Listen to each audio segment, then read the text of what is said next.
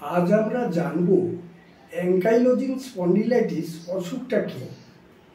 এই অসুখটা হচ্ছে blood test করলে HLA-B27 পজিটিভ থাকলে রোগটা ধরা পড়ে।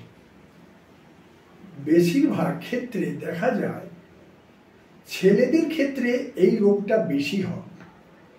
বয়স 25 থেকে 35-এর মধ্যে ছেলেদের এই রোগটা ধরা পড়ে।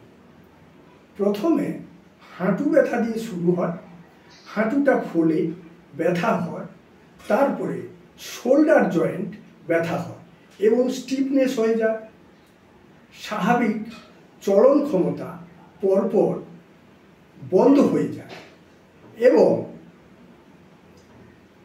মেরুদণ্ডের হাড়গুলো পরপর বৃদ্ধি পেয়ে একদম স্টিফনেস হয়ে যায়। হ্যাঁ, আর একটু বলি অ্যাঙ্কাইলোজিং স্পন্ডিলাইটিস সম্বন্ধে। আমাদের যে স্পাইন রয়েছে, স্পাইনে 33টা ভার্টিব্রা রয়েছে।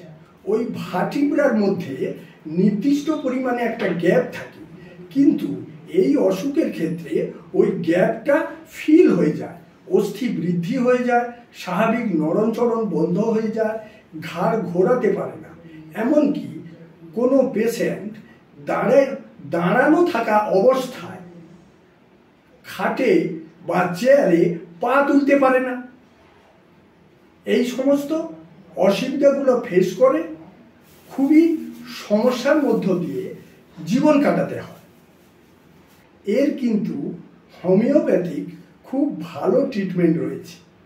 আপনারা যোগাযোগ করতে পারেন ডাক্তার অরূপ সিংহটাল, চেম্বার শিবপুর, হাওড়া।